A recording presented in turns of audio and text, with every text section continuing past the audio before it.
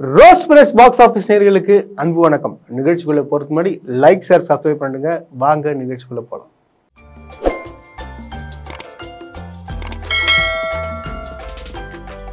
உழைப்பாளிக்கு எங்களுடைய பிறந்தநாள் வாழ்த்துக்கள். உழைப்பாளி அப்படின்ற ஒரு விஷயம் பார்த்தீங்கன்னா வச்சுங்களேன், உழைப்பாளர்களுக்கு சொந்தமான ஒன்று. அதாவது உழைப்பாளி, கடினமான உழைப்பு அப்படின்ற ஒன்று பார்த்தீங்கன்னா தமிழ் சினிமாவை பொறுத்த வரைக்கும் அஜித்குமார் அவர்களையே சாரும் என்றது யாரும் மறக்க முடியாத ஒன்று. சூப்பர் ஸ்டார் ரஜினிகாந்த்ன்றது பார்த்தீங்கன்னா அவருக்கும் உழைப்பாளன்ற பேர் சொல்ல, ஏன்னா பார்த்தா தன்னை நம்பியே ஒரு கண்டக்டர் ஆகிட்டு உழைப்பால உயர்ந்தவர். இருந்தாலும் அஜித்குமார் அவர்களும் பார்த்தோன்னா ஒரு கார் மூலிமா, அது மெக்கானிக் மூலிமா வளர்ந்து தன்னுடைய தந்தை மூலியமா பார்த்தோன்னா ஒரு டெக்ஸ்டைல் பிஸ்னஸ்லாம் பண்ணியிருந்தார். அதுக்கப்புறம் தான் சினிமா இண்டஸ்ட்ரியில் வந்தார். யாருடைய பின்புலம் இல்லாம வந்தவர் தான் அஜித்குமார். சூப்பர் ஸ்டார் ஒரு பக்கம் இருக்கட்டும், அவர் சூப்பர் ஸ்டார் தான். இருந்தாலும் நம்ம பேச வந்தவர் யாருன்னு பார்த்தீங்கன்னா ஏகே அவர்கள் தான். ஏகே அவர்களுக்கு பிறந்தநாள் வாழ்த்து சொல்றதுல மிகப்பெரிய ஒரு என்ன சொல்றதுன்னா ஒரு பெருமைப்படுறாங்க. ஏன்னா ஒரு நல்ல மனிதருக்கு ஒரு பிறந்தநாள் விழா எப்போ வருது? மே 1ஆம் தேதி. மே 1ஆம் தேதி என்னன்னு பார்த்தீங்கன்னா உழைப்பாளர் தினம். உழைப்பாளர் தினத்தப்போ பிறந்திருக்காருன்னா இதெல்லாம் நம்ம எப்படிங்க சொல்றது? அதுதாங்க உண்மை. ஒரு நல்ல மனிதர் எங்க பிறந்திருக்காரு, எத்தனாம் தேதி பிறந்திருக்காரு, அந்த பிறந்த தேதிக்கான கரெக்டான ஒரு விஷயம் பண்ணியிருக்காரா? அதுதான் ஒரு கேள்விக்குறி. கரெக்டா பண்ணி ஒவ்வொரு விஷயமும் சிறப்பா பண்ணியிருக்காரு. ஏகப்பட்ட பேருக்கு பார்த்தீங்கன்னு வச்சுங்களேன், அவர் தான் ஒரு முன்னெடுப்பு. நான் அஜித்குமார் மாரி வரணும், அஜித்குமார் மாரி குடும்பத்தை பார்த்துக்கணும், அஜித்குமார் மாரி பல சாதனைகள் செய்யணும், அப்படிதான் இப்போ பல இளைஞர்கள் கனவு காண்றாங்க. இதுதான் யாரும் மறக்க முடியாத ஒன்று. 1971 வருஷம் ஏகே அஜித்குமார் அவர்கள் பிறகுறாருங்க. ஆக்சுவலா பார்த்தோன்னா அவர் ஒரு மிடில் கிளாஸ் ஃபேமிலி. அவங்க அப்பா ஒரு பிஸ்னஸ்மேன். ஆனா அஜித்குமார் அவர்கள் பார்த்தீங்கன்னு வச்சுங்களேன், படிப்புல கொஞ்சம் வீக்கா, ஒரு படிப்பு செட் ஆகாது. அதாவது எக்ஸ்ட்ரா கரிக்குலர் ஆக்டிவிட்டிஸ் தான் ஒரு இன்ட்ரெஸ்ட். அதாவது இந்த காரு பைக்கு அப்பவே பார்த்தோன்னா இதுலதான் இன்ட்ரெஸ்ட் ஜாஸ்தி. அஜித்குமாரோடைய தந்தை பார்த்தீங்கன்னா அவர் டெக்ஸ்டைல் பிசினஸ் ஆயிருக்கு. ஆனா அஜித்குமார் அவர்களுக்கு பார்த்தோன்னா ஒரு கார் மெக்கானிக் ஆகணும், ஸோ ஒரு ஆட் கம்பெனி நடிக்கணும், ஒரு சினிமாவில் நடிக்கணுன்ற ஒரு ஆசை வருது.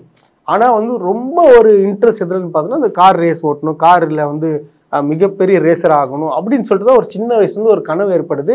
ஆள் பார்க்கறதுக்கு அழகா இருந்தனால பார்த்தோன்னா பல சின்ன ஆட் ஏஜென்சியில் அவர் நடிக்கிறதுக்கு கூப்பிட்றாங்க. ஸோ இந்த மாதிரிலாம் போயிட்டு இருக்கு. அவங்க அம்மா சொல்றாங்க, இந்த மாதிரிலாம் வேணாண்டா, நீ அப்பா சைட்லேயே நீ போ, இந்த பிஸ்னஸில் நீ பாரு, உனக்கு படிப்பு வரல, ஸோ இப்படியே நீ போ, இதெல்லாம் டைம் வேஸ்ட் பண்ணிட்டு இருக்காது, அதெல்லாம் லைஃப்க்கு தேவையில்லாத ஒன்றுன்னு சொல்லிட்டு அவரை டிமோட்டிவேட் பண்ணுறாங்க. அப்புறம் பார்த்தீங்கன்னா இவரும் பார்க்குறாரு, கொஞ்சம் சில ட்ரை பண்ணி பார்க்குறது, எதுவுமே கிடைக்காம போகுது. அப்புறம் பார்த்தீங்கன்னா அவங்க அப்பா சொல்கிறாரு, திருப்பூருக்கு போ, இந்த மாதிரி ஒரு பிஸ்னஸ் பண்ணு, டெக்ஸ்டைல் பிஸ்னஸ் பண்ணு அப்படின்னு சொல்கிறாங்க. அப்போ அப்பா கிட்ட சொல்கிறாரு, அப்பா எனக்கு 1 வருஷம் டைம் கொடுங்கப்பா, நான் கண்டிப்பாக நான் எனக்கு பிடிச்சது நான் நடக்கலைன்னா நான் கண்டிப்பாக நீங்கள் சொல்கிறது நான் பண்ணிடுறேன் அப்படின்னு சொல்லிட்டு சொல்கிறாரு. அவங்க அப்பாவும் சரிடா ஓகே நீ பண்ணு அப்படின்னு சொல்லிட்டு சொல்கிறாங்க. அதுக்கப்புறம் தான் முதல் படத்தில் வாய்ப்பு கிடைக்குது. அப்படி கொஞ்சம் கொஞ்சமாக டெவலப் ஆகுறாரு. முதல் படத்தில் பார்த்தீங்கன்னா அவருக்குலாம் பார்த்தீங்கன்னா டப்பிங் அவர் தமிழ் சரியாக பேச வரான்னு சொல்லிட்டு ஏளனமாக பேச தொடங்குறாங்க. என்னங்க ஒரு தமிழே பேச தரல, அடப்பாங்க, இது வேற டப்பிங் ஆர்டிஸ்ட் போடலாம்னு சொல்லிட்டு அப்போல்லாம் அஜித்குமார் அவர்களுக்கு பார்த்தோன்னா விக்ரம் பார்த்தோன்னா இன்னொருத்தரும் வாய்ஸ் கொடுப்பாங்க, டப்பிங் வாய்ஸ் கொடுப்பாங்க. ஸோ அப்படிதான் வராங்க. ஆனால் இப்போ பார்த்தீங்கன்னா அஜித்குமார் அப்படி சொல்லுவாரா, வணக்கம் அப்படி சொல்லுவாரா, எதுனா ஒரு வார்த்தை பேசுவாரான்னு சொல்லிட்டு, அதாவது திரையுலகமே இல்லைங்க, எல்லா தமிழ்நாட்டில் இருக்கிற எல்லா மக்களும் முதல் வார்த்தை என்ன பேசுவாருன்னு சொல்லிட்டு காத்திருந்து தவம் கெடுக்கிறாங்க. அப்ப எப்பேற்பட்ட ஒரு வளர்ச்சின்றத நீங்க புரிஞ்சுக்கணும். ஏன்னா தமிழே பேச தெரியாதவர், ஆனா இந்த அளவுக்கு ஒரு வளர்ச்சி அடைந்து இத்தனை ஒரு மக்களை ஒரு அட்ராக்ட் பண்ணி வச்சிருக்காருன்னா இதெல்லாம் எப்படிங்க? எனக்கு என்னால முடியலங்க. ஒரு உண்மையான ஒரு உழைப்பாளையை பத்தி பேசுறதுக்கு எனக்கு வார்த்தைகள் வரல. உண்மையா சொல்ற தடுமாறுது. நான் எவ்வளவு தூரம் தான் டேக் எடுத்தாலும் என்னால பேச முடியல. ரொம்ப உணர்ச்சி வசப்பட வேண்டியதா இருக்கு. ஏன்னா நான் ரொம்ப எனக்கு பிடிச்சி ஒரு வீழ்ந்த மனிதருங்க. அவரு கிட்டத்தட்ட ஒரு 63 படங்கள் நடிச்சிருப்பாருங்க. அந்த 63 படங்கள் நடிச்சிருந்தா சாதாரண விஷயமே கிடையாது. அந்த 63 படங்கள் மூலியமாக தன்னுடைய ரசிகர்களை தன்னுடைய கட்டுப்பாட்டுல வச்சிருக்காருன்னா, நீங்க இதை பண்ணுங்கடா, அதை பண்ணுங்கடா அப்படின்லாம் சொல்ல, நீங்க உங்க குடும்பத்தை பாருங்கடா அப்படின்னு சொல்லி வந்து இந்த அளவுக்கு வந்து ஒரு அன்பால வந்து ஒரு கட்டுப்பாடோடு வச்சிருக்காருன்னா அது ஏகேவால மட்டும்தான் முடியுங்க. அது போல பாத்தீங்கன்னா நிறைய அவார்ட்ஸ் வாங்கிருக்காரு. விஜய் அவார்ட்ஸ்ல பாத்தீங்கன்னா ஒரு 3 அவார்ட்ஸ் வாங்கியிருக்காரு. அப்புறமா சினிமா எக்ஸ்பிரஸ்ல ஒரு 3 அவார்ட்ஸ், அப்புறம் தமிழ்நாடு வந்து ஸ்டேட்ல வந்து கொடுத்துருக்காங்க, அவருக்கு 3 அவார்ட்ஸ் கொடுத்துருக்காங்க. எவ்வளவு அவார்ட்ஸ் வாங்கியிருந்தாலும் வந்து இப்போ சமீபத்துல வாங்கின அவார்டு தாங்க சாதாரண விஷயம் இல்லைங்க, பத்ம பூஷன் அவார்டுங்க. இந்த அவார்டு வந்து சாதாரண விஷயமே கிடையாது. இப்போ வந்து அவருடைய அஜித் அவர்களுடைய தந்தை வந்து இந்நேரம் இருந்திருந்தாருன்னா வந்து ரொம்ப சந்தோஷப்பட்டிருப்பாருன்ற ஒரு விஷயத்த வந்து அஜித்குமார் அவர்கள் வந்து பழைய பேட்டியில் அவங்க சொல்லியிருப்பாரு. ஏன்னா அவங்க தந்தை தான் வந்து இப்போ ஒரு மோட்டிவேட் பண்ணி, டே உங்க அண்ணனுங்க படிக்கிறாங்க கரெக்ட், பட் ஆனா நீ உனக்கு படிப்பு வரல, இருந்தாலும் வந்து நீ செய்யற தொழில வந்து சிறந்து விளங்கணும், நீ கண்டிப்பா வருவ, அவ்வளவு தூரம் சப்போர்ட் பண்ணி இந்த அளவுக்கு வந்திருக்காருன்னா உங்க தந்தை தான் காரணம். இதை வந்து ரொம்ப வந்து உணர்ச்சி வசப்பட்டு வந்து ஒரு பேசியிருப்பாரு அஜித்குமார் அவர்கள். இது உண்மைதாங்க. அது என்ன தந்தைக்கு தெரியும் இல்ல, எந்தெந்த பிள்ளைக்கு எது வரும் அதை கரெக்டா கொண்டு போகணுமோ அது மாதிரி கொண்டு போகணும். அதே போலதான் பார்த்தீங்கன்னா அஜித்குமார் அவர்களும் தன்னுடைய பசங்களுக்கு வந்து என்னென்ன பிடிக்கும், ஒரு பையன் பார்த்தீங்கன்னா நல்லா வந்து ஒரு ஸ்போர்ட்ஸ் மேனா இருக்காரு, ரன்னிங்ல எல்லாம் பார்த்தீங்கன்னா பக்காவா அத்லெட்டா இருக்காரு, பக்காவா பண்றாரு. ஸோ அதுக்கெல்லாம் வந்து மோட்டிவேட் பண்ணி ஒவ்வொரு விஷயமும், அதாவது இவரு ஸ்கூல்ல போய் பாக்குறாரு, இவ்வளவு வந்து ஸ்போர்ட்ஸ் கலந்துக்கும் போது இவரு நேரடியா போயிட்டு அந்த பையனை மோட்டிவேட் பண்றதா இருக்கட்டும், தன் எவ்வளவு பெரிய ஆளா வேணா இருக்காங்க, தன்னுடைய பையனுக்கு முன்னாடி நான் உன் அப்பா அப்படின்ற ஒரு விஷயத்த வந்து கண்டிப்பா பண்றேன். இதெல்லாம் மற்றவங்க பார்க்கும் போதும் என்ன, நான் ஏன்டா ஸ்கூலுக்கு வரும், உண்மையாக இது நடக்குது. அதாவது கொஞ்சம் அப்பா வந்து கொஞ்சம் பெரிய ஆளா இருந்தாலும் டே நான்லாம் அதெல்லாம் இருக்க மாட்டா, தப்பா பார்ப்பாங்கடா அப்படின்னு சொல்லுவாங்க. பட் ஆனால் அஜித்குமார் அப்படிலாம் கிடையாதுங்க. நான் எவ்வளோ பெரிய இருந்தாலும் நான் உனக்கு அப்பாடா, நீ பண்றா, நான் உங்க பின்னாடி நிக்கிறேன்டான்னு சொல்றவர் தான் அஜித்குமார். இதை நம்ம பார்க்கும் போதெல்லாம் வந்து நம்மளுக்கு கண் கலங்குங்க. அவங்க குடும்பத்தை எந்த அளவுக்கு ஒரு ப்ரொடெக்ஷனை வந்து பாத்துக்கிறாங்கன்றது உங்களுக்கு தெரியாது. ஏன்னா அவங்களுடைய மனைவி ஷாலினி அவர்கள் வந்து நீங்க பார்த்துருப்பீங்க, எல்லா விதத்திலையும் வந்து பின்புலமா இருந்திருப்பாங்க.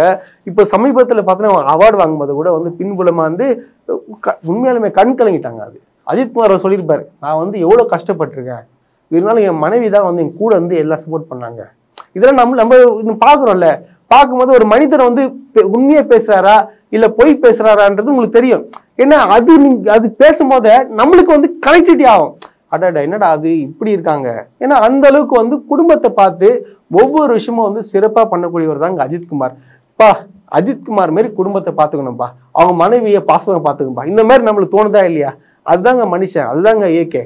அஜித்குமார் அவர்களுக்கு பார்த்தீங்கன்னு வச்சுங்களேன், சினிமா நடிக்கிறதோட பார்த்தீங்கன்னா இந்த கார் ரேஸ் ஓட்டுறதுல வந்து ரொம்ப ரொம்ப பிடிக்குன்னு சொல்லாங்க. அதாவது பார்த்தீங்கன்னா இப்போ சமீபத்தில் நடந்த வந்து இட்டாலி, பெல்ஜியம், துபாயில் இருந்த ரேஸ்ல பார்த்தீங்கன்னா வெற்றி பெற்றிருக்காரு. இதெல்லாம் வந்து ஒரு சாதாரண மனிதனால பண்ண முடியாதுங்க. அவருக்கு சினிமா நடிக்கிறத விட வந்து இந்த கார் ரேஸ் பந்தயத்துல கலந்துக்கிட்டு வின் பண்ணணும், இந்த தமிழ்நாட்டுக்காக நான் பெருமை சேர்த்து கொடுக்கணும்னு சொல்லிட்டு கிட்டத்தட்ட ஒரு 20 வருஷத்துக்கு முன்னாடி ஒரு பேட்டி கொடுத்துருக்காரு. அந்த சாதனை இப்போ பண்ணியிருக்காரு. இது யாரால முடியும்? சினிமா நடிக்கிறாரு, தன்னுடைய குடும்பத்தை சரியா பார்த்துக்கிறாரு, தன்னுடைய சுற்றுச்சூழல அன்பா பார்த்துக்கிறாரு, அப்புறம் ஒரு பிடிச்ச விஷயத்த செய்யறாரு. 24 மணி நேரமும் வந்து இதுல இருக்காருன்னா அப்போ அந்த மனுஷன் யாரு? உழைப்பாளி தானே. அந்த உழைப்பாளர் தினம் தானே May 1.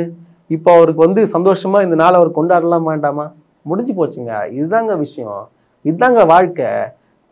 தனக்கு பார்த்தீங்கன்னா நானும் சந்தோஷமா இருக்கணும், என்னை சுத்தி இருக்கணும் சந்தோஷமா இருக்கணும் அப்படின்னு நினைக்கிறது தான் ஏகே. அது போல பார்த்தீங்கன்னா இன்னைக்கு அவரோட பிறந்த நாள் அன்னைக்கு பல பேர் வாழ் சொல்லிக்கிறாங்க. அவருக்கு கூட பயணிச்ச ப்ரொடியூசர்ஸ் எல்லாருமே வாழ் சொல்லிக்கிறாங்க. ஆனா எனக்கு பிடிச்ச ஒருத்தர் வாழ் சொல்லியிருக்காரு. நான் அதை படிக்கும் போது வந்து உண்மையாலுமே வந்து கண் கலங்கிட்டேங்க. அது வேற யாருமே இல்லைங்க, நம்ம எஸ் ஜே சூர்யா தான். அவர் என்ன போட்டிருக்காருன்னா, May 1 உழைத்தால் அதிசயம் பிறக்கும் என்பதை உணர்த்தும் நாளில், அஜித் சிறந்த பிறந்த நாளில், கலை உலகில் எனக்கு மரியாதை பிறந்த நாளில், happy birthday Padma Bhushan Ajith sir அப்படின்னு சொல்லிட்டு போட்டிருக்காருங்க.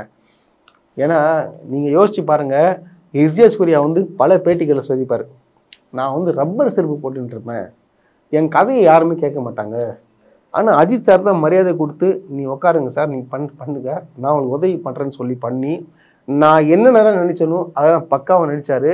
இந்த படம் நடிச்ச பிறகு பார்த்தீங்கன்னா நான் வந்து சைக்கிளே என்கிட்ட இல்லைங்க, நான் பஸ்ல தான் போவேன், எனக்கு வாங்க உனக்கு என்ன கலர் பிடிக்கும்னு சொல்லிட்டு கேட்டாரு. சரி உங்களுக்கு எனக்கு இந்த ஒயிட் கலர் காருன்னு சொன்ன உடனே பார்த்தீங்கன்னா அவர் வந்து ஒயிட் கலர் காரை வந்து பரிசா கொடுத்துருக்கிறது அஜித்குமார் அவர்கள். அதாவது எஸ் ஜே சூர்யா வந்து எப்பேற்பட்ட டேரக்டர்ன்றது உங்களுக்கு எல்லாருக்குமே தெரியும். அவருக்கு வந்து ஒரு முதல் கார் வாங்கி கொடுத்தவர் அஜித்குமார். ஏன்னா அவரை வந்து ஏளனா பார்ப்பாங்களா, என்னடா இவர் டேரக்டர் இப்படி இருக்காரு, என்ன ஒரு மாதிரி இருக்காரு ஆளு, இந்த மாதிரி இலக்காரமா பார்த்தாங்களாம். அவருக்கு வந்து ஒரு பேரை உருவாக்கி அவர் ஒரு மிகப்பெரிய ஒரு டேரக்டர், நீங்க கரெக்டா நீங்க பண்ணுங்க நான் பாத்துக்கிறேன்ற இந்த அளவுக்கு ஒரு அந்தஸ்தை உருவாக்கி கொடுத்தது அஜித்குமார். இன்னும் மறக்காம எஸ் சூர்யா வந்து எல்லா விதத்துல வந்து பேட்டி கொடுத்துருப்பாரு. பார்க்கும்போது நெகிழ்ச்சியா இருக்கும்.